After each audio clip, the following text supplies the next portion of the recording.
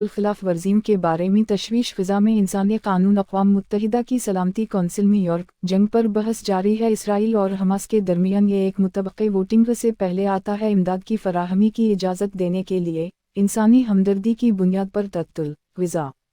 हमारे अमरीकी नामा निगार मार्क स्टोन यह रिपोर्टिंग कर रहे हैं। न्यूयॉर्क में होने वाली मुलाकात इसराइल का कहना है और तवक्को है कि फ़लस्तीनी नुमाइंदे बोलना।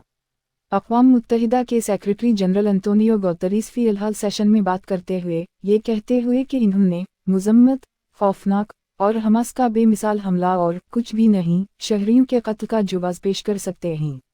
यहाँ तक कि जंग के भी क़वानीन होते हैं। हमें तमाम जमातों से मुतालबा करना चाहिए खींचे जाते हैं और उनकी ज़िम्मेदारी का एहतराम करते हैं बैनुल-अक़वामी इंसानी कानून। इन्होंने मज़ीद कहा उनका कहना है कि 6 लाख से ज़ायद फ़लस्तीनी हैं। अक़वाम मुत्तहिदा की तनसीबात और कम अज़ कम 35 अक़वाम मुत्तहिदा में पनाह ग़ज़ा पर हमलों में अमला हलाक हो चुका है।